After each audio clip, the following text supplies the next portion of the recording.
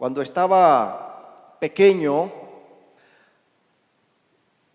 alguien me dijo o de alguna forma percibí que el Jueves Santo y el Viernes Santo no se podía uno bañar en los ríos. Bueno, ni en el mar, ni... Qué bueno que no nos dijeron que no se podía bañar en el baño. Hubiera sido terrible. Porque si uno se echaba a nadar donde fuera, entonces seguramente le iban a salir escamas. Si iba a ser pez o sirena, no sé si existen las sirenas, pero pez. Y entonces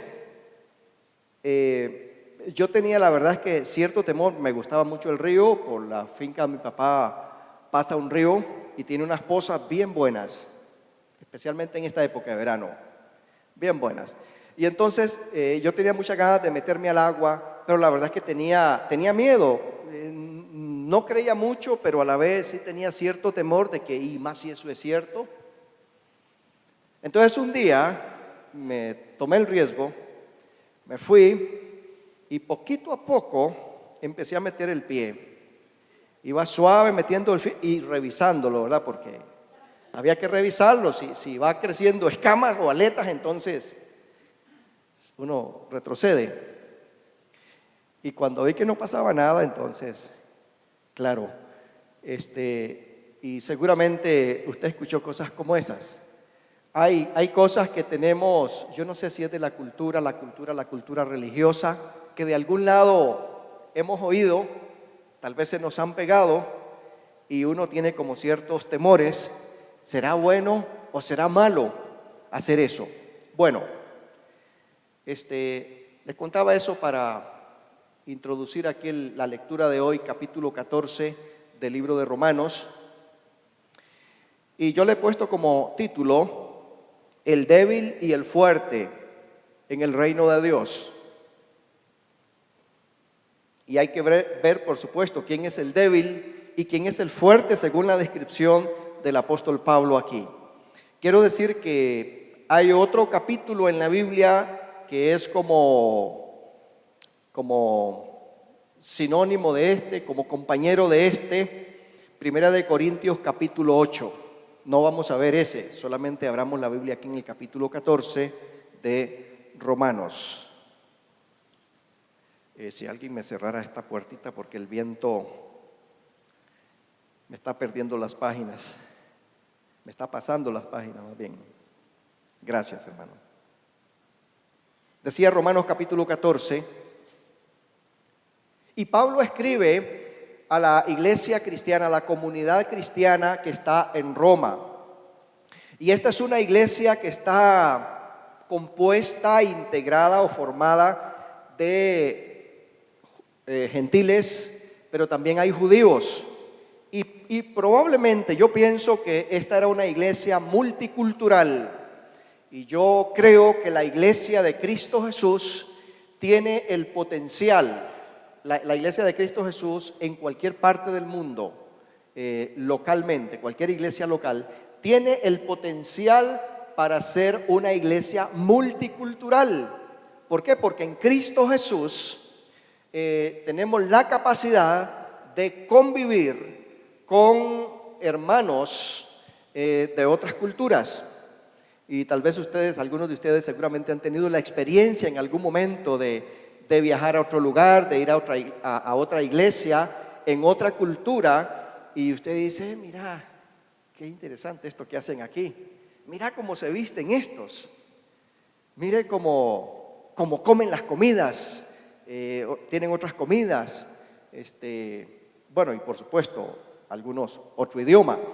Pero estas diferencias, y nosotros tenemos la capacidad en Cristo Jesús de compartir y de convivir y de tener una buena relación con hermanos de otras culturas. Pues entonces el apóstol Pablo, previniendo, enseña un poco sobre este tema. Y él empieza aquí en el capítulo 14 de Romanos, versículo 1. Empieza con un mandato.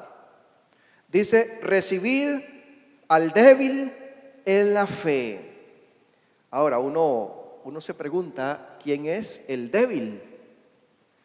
No está hablando, por supuesto, físicamente, una persona flaquita, una persona desnutrida.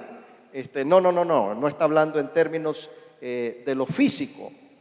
Pero el débil dice en la fe. Y el débil en la fe luego nos comenta en el versículo siguiente, en el versículo 12, porque uno cree que se ha de comer de todo, vamos a decir aquí, entonces este es el fuerte en la fe, el que come de todo. Otro que es débil come legumbres. Bueno, qué tirada, ¿verdad? Aquí con los vegetarianos. Entonces los vegetarianos son los débiles. Bueno, en este contexto es lo que Pablo está diciendo, pero por supuesto, si a usted le gusta comer legumbres y comer frutas y todo esto, es muy recomendable. Ya sabemos por los especialistas en nutrición, en salud, que debemos cuidar también nuestra dieta para que su cuerpo esté más saludable y hacer los ejercicios y toda esta cosa. Pero el punto aquí, según el débil en la fe o los débiles en la fe, va un poquito más allá de meramente la salud la salud física. Tiene que ver un poco con el aspecto espiritual, hasta dónde afecta comer de todo, hasta dónde beneficia espiritualmente no comer de todo, limitarse de algunas comidas. El otro aspecto que toca aquí el débil en la fe tiene que ver con los días. El que hace caso de un día o de ciertos días, y entre los judíos tenían muchos días festivos, tenían muchas fechas que recordaban y debían de celebrar. Entonces, y probablemente a esto alude Pablo, cuando habla del débil, que observa, digamos, la abstención o abstinencia de ciertos alimentos y la observancia de guardar días festivos o como días sagrados. Sobre esto hay más enseñanza en la Biblia, por ejemplo, respecto a las comidas. Primera de Timoteo capítulo 4, versículo 3 al versículo 5, voy a leer, dice, prohibirán, hablando de líderes o de profetas o predicadores o maestros falsos que vendrán, decía el apóstol Pablo, y algunos de ellos entonces prohibirán casarse. Algunos piensan que el celibato es un estado más, o el estado célibe es un estado más santo que el estado del matrimonio. Y eso bíblicamente no tiene fundamento. Y mandarán a abstenerse de alimentos que Dios creó para que con acción de gracias participasen de ellos los creyentes y los que han conocido la verdad. Porque todo lo que Dios creó es bueno. De rata para arriba.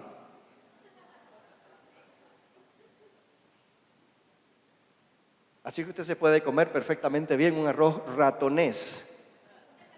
No sé si lo han comido, ¿verdad? El ratonés es bueno. Dice, todo lo que Dios creó es bueno. Ahora, lo que sí tiene que tener mucho cuidado es no te comas nada con asco. Si te vas a enfermar entonces. Todo lo que Dios creó es bueno y nada es de desecharse. Oiga eso. Y nada es de desecharse. Si ustedes quieren saber, dice la Biblia que Juan el Bautista comía chapulines. Nosotros le decimos chapulines, langostas, que son el saltamonte que nosotros conocemos. Secos probablemente al sol, con miel. Algunos se los comen fritos, ¿verdad? Los grillos. Entonces hay que tantear a ver. Dice, y nada es de desecharse si se toma con acción de gracias. Ahora, note esto, porque por la palabra de Dios y por la oración es santificado. Cuando usted ora por los alimentos, ore dando gracias a Dios por la provisión, claro que sí. Pero ore también para que Dios purifique los alimentos para que no tengan microbios, bacterias, alguna cosa que te va a dañar, a afectar o a enfermar físicamente. Así es que la oración funciona como gratitud a Dios por la provisión, pero también prevención, diciéndole, Señor, mata cualquier bicho que va aquí entre esta comida, que sea esta comida saludable a mi organismo. Así es que no se le olvide orar también por eso. Dice que son santificados y todo esto por la oración. Ajá. Entonces, ¿qué más dice sobre alimentos? El Señor Jesucristo en Marcos capítulo 7, versículo 19, cuando los fariseos estaban criticando a sus discípulos de que ellos antes de comer no se lavaban las manos, o por lo menos esa fue la crítica que levantaron en aquel momento, y Jesús les daba una enseñanza ahí sobre qué es lo que realmente contamina al hombre. Y no estaba hablando en este caso Jesús de la contaminación desde el punto de vista físico, más bien desde el punto de vista espiritual o ceremonial, que sería lo que contaminaba al hombre. Y entonces Jesús dice que lo que contamina al hombre no es lo que entra por la boca, es decir, los alimentos, la comida que ingerimos, sino son las cosas que salen, pero que salen del corazón. Y entonces esas cosas que salen del corazón son los adulterios, las fornicaciones, las hechicerías, las idolatrías, las malas palabras, blasfemas, etcétera, etcétera. Eso sí contamina al hombre, dijo Jesús. Pero luego Él dice, porque no entra en su corazón sino en el vientre y sale a la letrina. Esto decía, luego dice, esto decía, haciendo limpios todos los alimentos.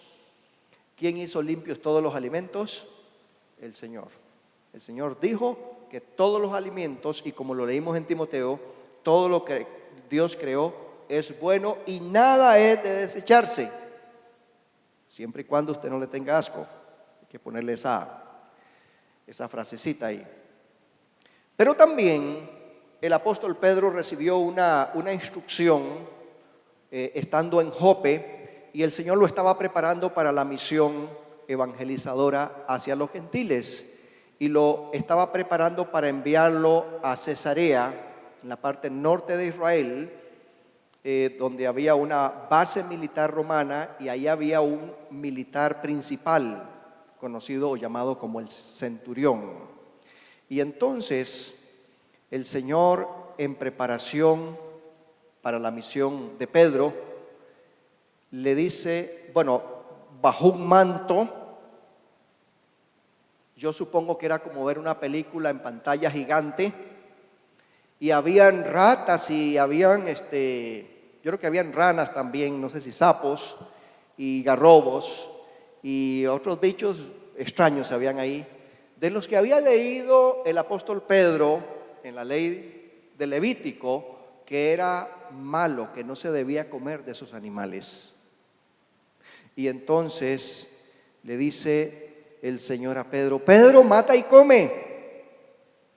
Y dice Pedro, no, Señor, yo nunca he comido cosas inmundas o comunes. Y le dice el Señor, lo que Dios limpió, no lo llames tú común. Noten esto, lo que Dios limpió.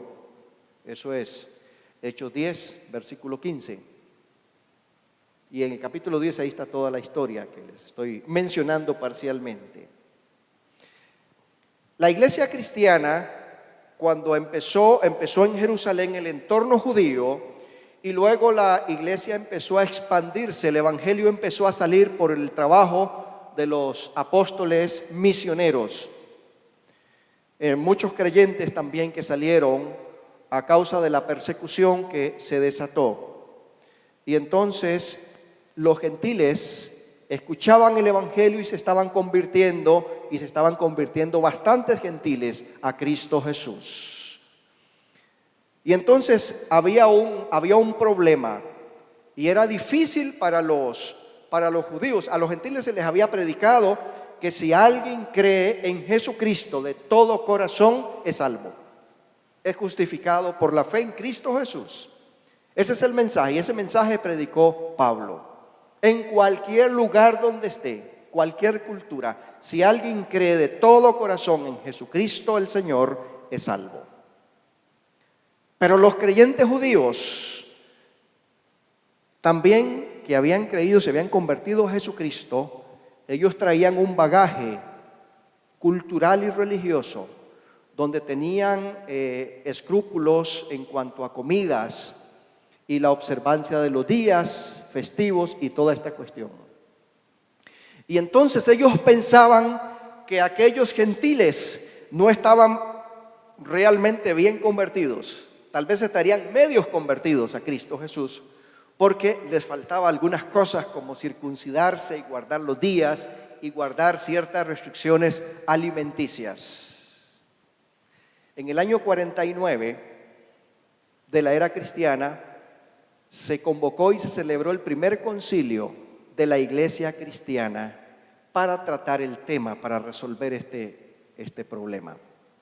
Y entonces los hermanos allí en conjunto, los líderes, con la guía del Espíritu Santo, acordaron comunicar a los hermanos gentiles que solamente se abstuvieran de sangre, ahogado, fornicación y lo sacrificado a los ídolos, y no se les impusiera ninguna carga. Y esto se hizo con el propósito de armonizar, de que creyentes gentiles y creyentes judíos pudiesen compartir. En Cristo Jesús esto es posible, pero a veces las cosas y las tradiciones y las costumbres se nos han pegado tanto que cuesta. Yo digo que es como esa placa dura que se hace en los dientes, el sarro. Y yo veo que el odontólogo lo agarra con un gancho y jala, y caramba, uno siente que le están arrancando todo el diente y duele, y salen unas partículas duras que parecen ser parte del diente, lo que se llevaron, y no es parte del diente, es esa cosa que se ha pegado, y se ha pegado tan fuerte. Y fíjese que a veces las tradiciones, las costumbres y estas cosas religiosas se nos pegan tanto que a veces pensamos que esto es parte de la enseñanza bíblica o de la doctrina bíblica. Entonces, estas cosas pueden llegar con el tiempo a crear un problema o estaban ya creando un problema a nivel de aquella iglesia de Jerusalén y las iglesias gentiles. Por otro lado, el apóstol Pablo enseñó que si alguien se convierte a Cristo siendo esclavo, no se procure liberar. Realmente no tenía tanta desventaja el ser esclavo, porque al fin ahí tenía por lo menos de seguro comida y casa o techo. Mientras que habían otros, como sucede en este tiempo, que están desempleados y no tienen nada de eso. Pero la idea era que el esclavo diera testimonio también de su fe a su amo. También Pablo dijo, si te conviertes siendo judío, no procures, digamos, negar o deshacerse de esa cultura que trae. Si eres gentil, entonces no procures hacerte judío ya porque te convertiste a Cristo. Siga siendo lo que usted culturalmente es. Ahora, por supuesto, la cultura, no todo lo que la cultura tiene es bueno. No, hay cosas de la cultura que son malas, según la Biblia. Pero hay otras cosas que son completamente inofensivas en cuanto a la afectación espiritual que alguien pueda tener. El apóstol Pablo decía, yo me hago judío para alcanzar a los judíos, para predicarles a los judíos, pero yo me hago también gentil para predicarles o para alcanzar a los gentiles. La cuestión aquí es más una cuestión de estrategia y siempre y cuando se pueda mantener la relación y cultivar la relación y la unidad entre los creyentes de cualquier cultura. Y entonces, por ejemplo, vamos a encontrar que Pablo circuncidó a Timoteo. Timoteo era un discípulo y lo circuncidó. ¿Y para qué? Timoteo era salvo ya, no necesitaba circuncidarse para terminar de ser salvo, no, porque iba a hacer ministerio también entre los judíos, y entonces era para que Timoteo fuese aceptado entre los judíos. Y por otro lado, Pablo, cuando fue a Jerusalén, y que el Espíritu Santo le había dicho a Pablo, no vayas a Jerusalén porque hay mucha efervescencia en contra tuya, te van a querer matar. Y el Espíritu Santo le había dicho muy claramente a través del profeta Agabo. Y entonces Pablo fue, recogió una ofrenda entre los gentiles para llevar a los pobres de Jerusalén, a los creyentes. Pero además de eso, habían 4 varones que tenían que completar el voto de Nazareo, y entonces tenían que peluquearse. Yo supongo que tenían que peluquearse cocos, porque el nazareo andaba el pelo bien largo, y entonces tenían que peluquearse y no tenían dinero. Y entonces le aconsejaron a Pablo que él mismo pagara los gastos de la peluqueadita de aquellos varones, para que esto bajara, digamos, el nivel de tensión y de rechazo por parte de los judíos. Bueno, en cuanto a los días, la observancia de los días, hay, hermanos, por ejemplo, los judíos guardan el día del sábado hasta el día de hoy, el día sábado. Hasta el día de hoy ellos no trabajan el día sábado. Pero entre nosotros también tenemos hermanos adventistas del séptimo día, es decir, que son sabatistas. Estos también guardan el sábado. ¿Usted cuál guarda? Más o menos, ¿verdad? El domingo. Por lo menos no lo trabajamos. Bueno, algunos tienen que trabajar el domingo. Pero ¿qué le dirías a un hermano, digamos, judío que se convierte al cristianismo, pero sigue siendo sabatista? Y perfectamente puede ser. Y yo creo que en el lenguaje de Pablo no le hubiera obligado a ese hermano judío que se convierte a Cristo a que cambie la rutina de sábado a domingo. Yo pienso que no. O qué vamos a hacer con los hermanos adventistas que guardan el sábado y creen con su corazón que hay que guardar el sábado, que eso es lo que se debe hacer, etcétera. ¿Qué vamos a hacer? Y entonces, ¿qué dice la palabra? ¿Qué nos dice sobre esto? En el versículo 5, noten. Uno hace diferencia entre día y día, otro juzga iguales todos los días. ¿Y qué dice? Finalmente, cada uno esté plenamente convencido en su propia mente. Versículo 6, el que hace caso del día, lo hace para el Señor, y el que no hace caso del día, para el Señor no lo hace. Sobre la comida, el que come, para el Señor come, porque da gracias a Dios, y el que no come, para el Señor no come, y da gracias a Dios. ¿Cuál es el punto aquí? Que realmente, desde el punto de vista espiritual, esto no es relevante. Lo que es relevante es la armonía, es la comunión, es el aceptarnos unos a otros en Cristo Jesús. Ahora, si hay un problema, a veces vamos a decir los fuertes, los que creen que en Cristo Jesús somos libres y podemos comer de todo y podemos trabajar cualquier día, ya sea sábado, ya sea domingo. De hecho, hay algunos aquí que trabajan domingo, tienen que trabajar domingo.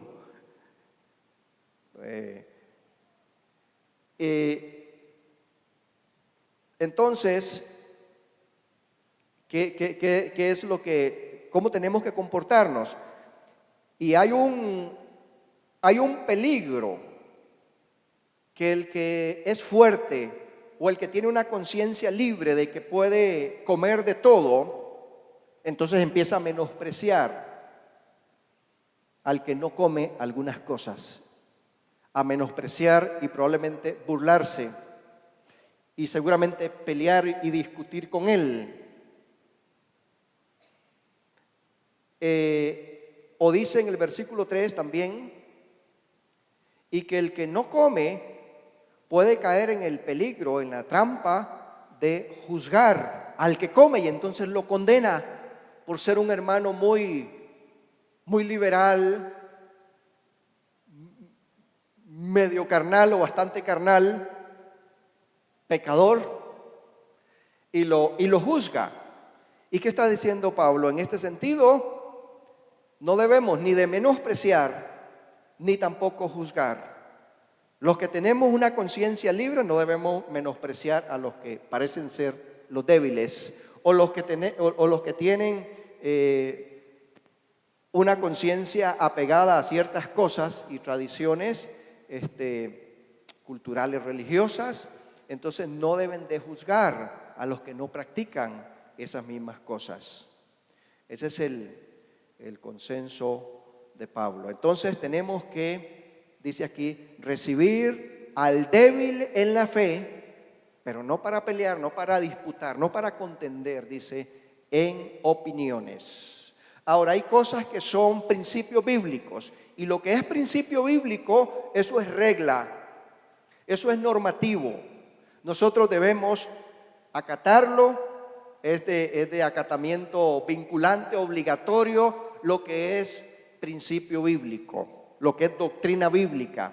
Pero hay otras cosas, como decíamos, que no son doctrina bíblica, son, Pablo le llama aquí, opiniones humanas. Y sobre estas opiniones no nos vamos a desgastar peleándonos y dividiéndonos entre nosotros. Si un hermano piensa que para ir a la playa tiene que bañarse así como yo ando, con todo y zapatos incluso, porque si se quita un poquito la ropa, es indecente, entonces, es inmoral. Bueno, déjelo que se meta así a la playa. Hay que cuidarlo, sí, porque se puede enredar y puede tener problemas para salir, ¿verdad?, del agua, eso sí. No digo eso porque sí, había unas hermanas que cuando iban a la playa o a un río o a una poza, se metían con vestido hasta allá, hasta abajo, hasta los tobillos, vestido largo, maxifalda. Es peligroso enredarse, pero bueno, para ellos es lo correcto y uno no debe de pulsearla para cambiar esa doctrina, porque a lo mejor se van a sentir pecadores o pecadoras si se ponen la pantaloneta o el traje de baño. Eso es lo que quiere decir en estos términos prácticos. Si hay un hermano que piensa que agrada a Dios si él guarda el sábado en vez del domingo, ¿sabe qué? Déjelo que guarde el sábado, déjelo. ¿Cuál es tu opinión? Dice aquí el apóstol Pablo, uno hace diferencia entre día y día. Uno dice que el sábado es más sagrado que el domingo, o que el domingo es más sagrado que el lunes, o que el martes. ¿Qué piensa usted? Hay otro que piensa que todos los días son iguales. Ahí estoy yo. Qué dicha que estamos aquí hoy, qué dicha que podemos tener este tiempo para adorar a Dios juntos y para estudiar su palabra. Pero hermanos, no es más santo hoy que mañana. Quiero decirles, mañana es tan santo como hoy, será tan santo como hoy. Y el martes también y el miércoles también. Por esa razón nosotros tenemos que servir al Señor y santificar al Señor todos los días. No un día en particular, sino todos.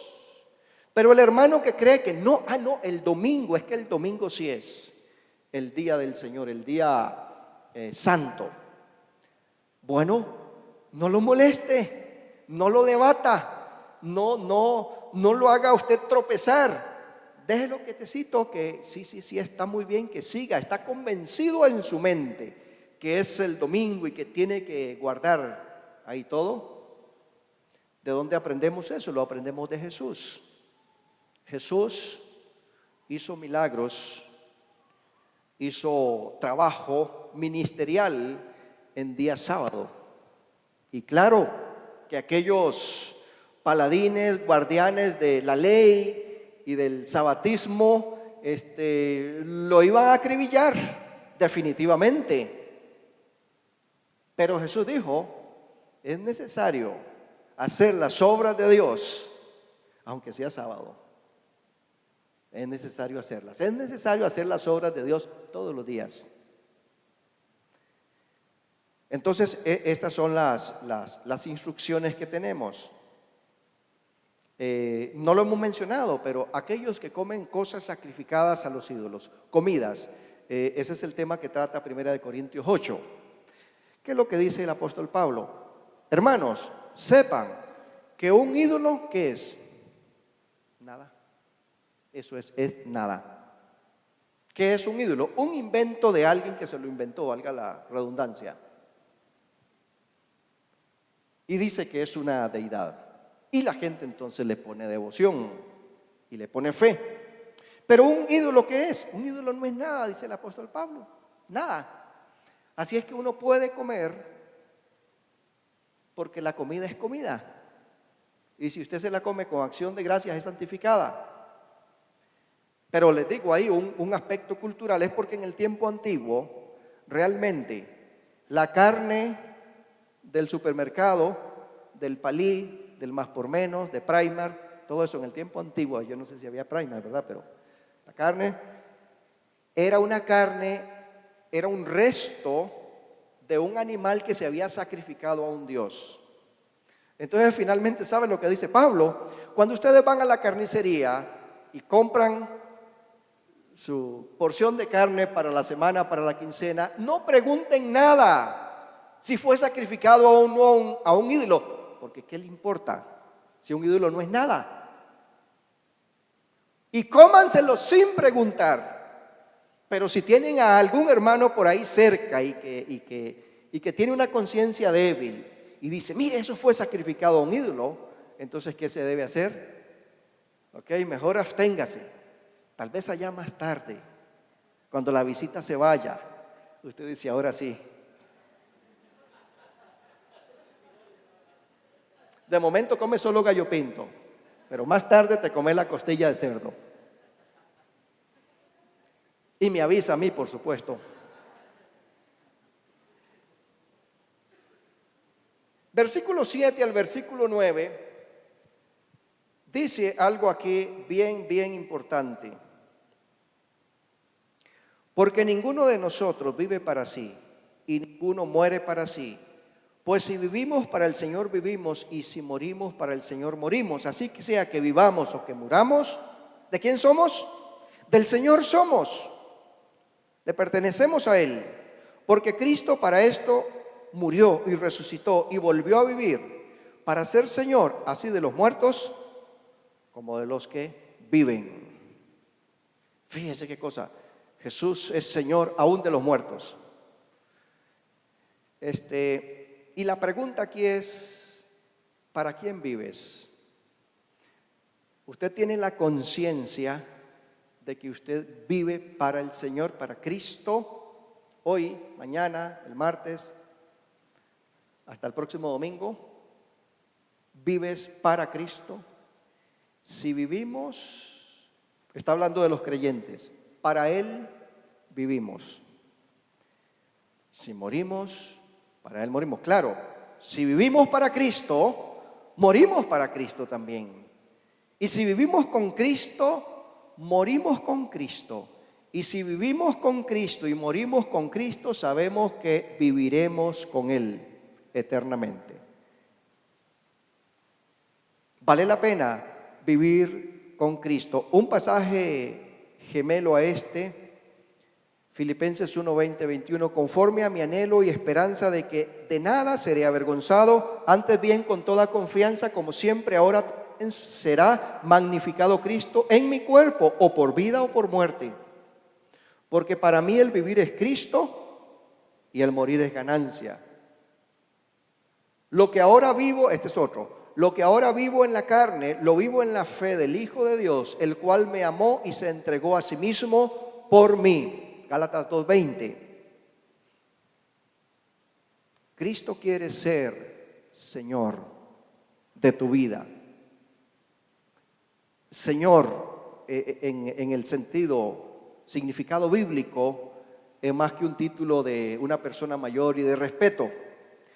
Señor es Dios, es una deidad o es la deidad en este caso. Pero Señor también es el amo. El amo es el dueño, es el que tiene esclavos, es el dueño de los esclavos, eso es el amo. Entonces significa que si Cristo Jesús es mi Señor, es tu Señor, significa que usted le pertenece a Él. Significa que Él es tu dueño. Significa que Él es el que puede disponer. Es más, quiere disponer. Él quiere dirigir su vida, quiere dirigir mi vida, quiere dirigir nuestras acciones en las cosas grandotas, pero también en las pequeñas. Esto tiene que ver también con esto de que si vivimos, para Él vivimos, que nadie vive para sí, sino para el Señor. Usted debe de ser consciente cuando está en el cole, que usted está en el cole para Cristo. Cuando está en la empresa, que usted está en la empresa para Cristo. Cuando anda paseando, usted anda paseando para Cristo. En su casa, está en su casa para Cristo. Todo lo que usted hace, todo lo que yo hago, si vivimos para el Señor, vivimos. Este es un vivir para Él. Tu vivir y mi vivir tiene que ser un vivir para Cristo. Esto nos desafía bastante, hermanos, porque nosotros nos desconectamos de eso. En nuestra experiencia cotidiana nos desconectamos, ¿no es cierto? Claro, se nos olvida, nos vamos por cualquier lado, donde nos parece mejor, es más, por donde nos da la gana. Y entonces a veces nuestro vivir no es para Cristo, es un vivir para nosotros, es un vivir para el mundo. Pero vivir para Cristo, esto es muy, muy, muy serio, esto es un compromiso, lealtad hacia Él. Segunda de Corintios 5:15 dice, y por todos murió para que los que viven ya no vivan para sí, sino para aquel que murió y resucitó por ellos. En el pasaje aquí de Romanos 12, verso 12, no, verso 12 no. Este que dice que para Cristo para esto murió y resucitó, es el 9, sí. ¿Para qué murió y resucitó Cristo? Para ser Señor. Para ser el amo de nosotros, para dirigir nuestra vida, para que nosotros nos sometamos a Él. Para esto murió y resucitó. Y luego versículo 17 dice, porque el reino de Dios no es comida ni bebida, sino justicia, paz y gozo en el Espíritu Santo. Yo creo que en el reino de Dios iba a haber comida y bebida. Y un hermano decía que él quería que hubiese bastante, porque Dios le había hecho a él un templo bastante grande. De verdad, el hermano era gordo, así 2 veces o 3 casi lo que yo soy. Así que tenía un gran templo. Y entonces dijo que él necesitaba bastante comida. Así que en el reino de Dios debía haber bastante comida. Yo pienso que sí hay comida. Y bastante y buena. Es la opinión de algunos autores también. Pero dice que el reino de Dios no es comida ni bebida. Ahora, ¿qué es el reino de Dios? Pablo solamente usa esta expresión aquí en Romanos. En otras cartas de él hay varias menciones del reino de Dios. Pero aquí el reino de Dios tiene dos aspectos. Uno es, el reino de Dios es presente, es ahora. Y el reino de Dios es futuro. El reino de Dios es espiritual y el reino de Dios es físico. Pero es espiritual ahora y será físico en el futuro. Cuando Jesús dice que nosotros oremos que el reino de Dios venga, recuerdan el Padre Nuestro, venga tu reino. Yo creo que Jesús está implicando estas dos facetas del reino de Dios. Lo presente, porque espiritualmente es necesario que el reino de Dios venga a los corazones de los hombres, digo hombres y mujeres.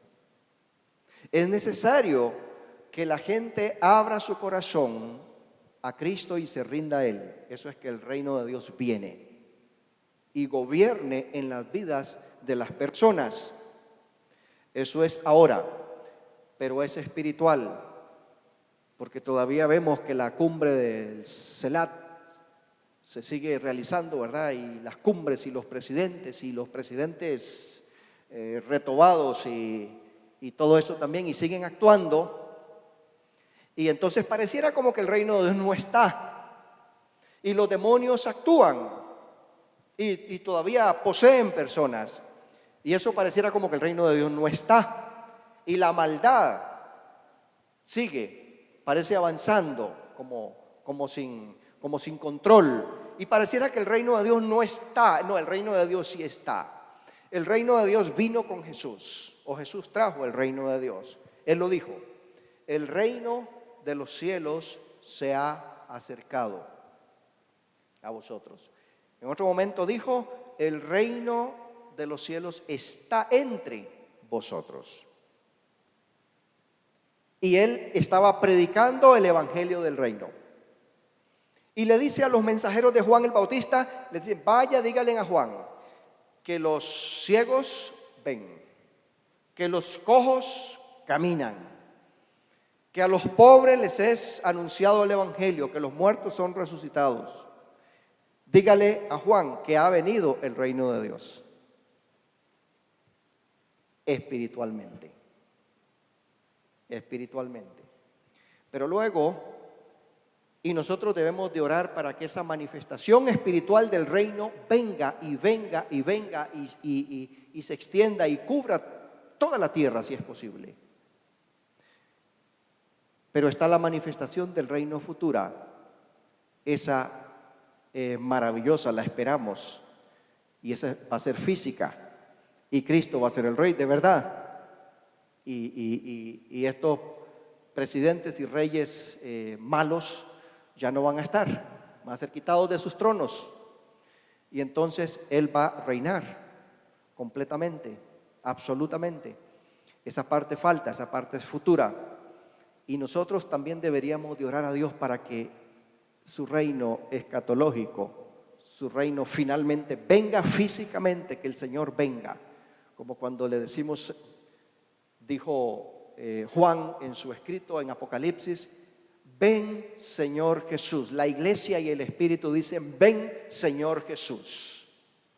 Y decíamos el otro día que esto tiene que ser un anhelo en nuestros corazones, realmente, esta expectativa, este deseo de que Jesucristo regrese por nosotros, por la iglesia. Y entonces dice aquí que el reino de Dios es justicia, es paz y es gozo en el Espíritu Santo. El ámbito del reino de Dios es el ámbito del Espíritu. Y este es el ámbito que debe de ser de la iglesia, donde el Espíritu de Dios está gobernando, está actuando, y entonces se manifiesta justicia, paz y gozo en nosotros. Hay más cosas que decir, vamos a dejarlo ahí eso. Pero la tercera parte, la última parte, versículo 10 al 12, porque tú, ¿por qué juzgas a tu hermano? O tú también, ¿por qué menosprecias a tu hermano? Porque todos compareceremos ante el tribunal de Cristo. Ajá, aquí viene otra. Aquí viene otra motivación. Oiga, si esto no es motivación, entonces ¿qué será motivación? Es que usted y yo vamos ante esa comparecencia. Es que sí, es que no hay quite. Es que si usted pudiera escaparse para algún lado y dice, no, yo no voy a asistir ahí. No, es que sí vas a asistir. Todos, ¿cómo dice? Porque todos compareceremos ante el tribunal de Cristo. Vea el 12. Me voy a brincar el 11, una cita de Isaías y también de Filipenses, pero el 12.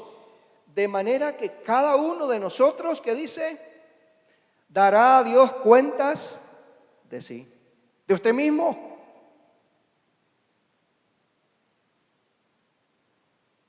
Aquí sí que nadie podrá defenderlo o defenderla.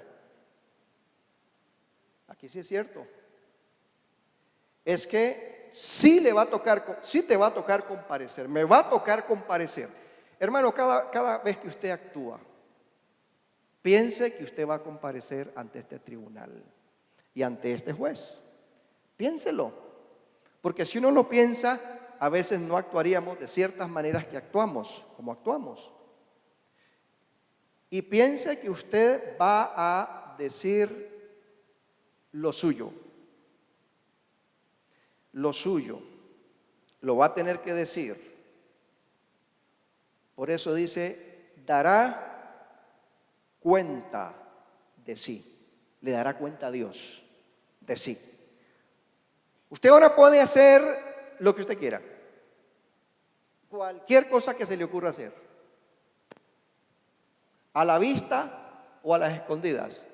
No importa. Pero ¿sabe qué? Le va a tocar comparecer y le va a tocar decir lo suyo.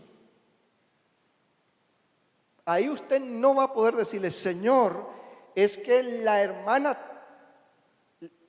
lechera tuvo la culpa, ¿verdad? La hermana Julia, la hermana, no sé.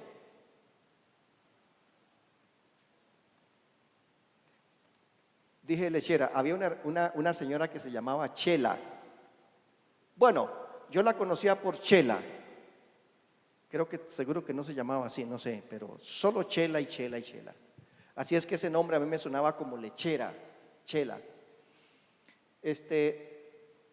Pero no importa las culpas que tengan otras personas hacia nosotros, a usted le va a tocar decir lo suyo, no lo de otro, lo suyo. Ni inclusive de los hijos, no, lo suyo. Eso le va a tocar. Entonces, si eso es así, hermanos, la vida cristiana es seria, ¿no es cierto? La vida cristiana tiene una gran responsabilidad. La vida cristiana realmente tiene una gran demanda. Tantas veces pensamos que la vida cristiana tiene tantas ofertas, pero no pensamos que la vida cristiana tiene tantas y tan grandes demandas. Y yo no niego que la vida cristiana tiene muchas promesas. La Biblia tiene muchas promesas. Dios tiene muchas promesas para nosotros. Lo malo está en que no pensamos que Dios tiene muchas demandas. Muchas. Y debemos verlas y debemos analizarlas, entenderlas e incorporarlas en nuestro vivir cotidiano. Hermanos, hermanas, Que Dios nos ayude. ¿Para quién vas a vivir? ¿Para quién estás viviendo? Cada uno debe de vivir, dice, para Cristo.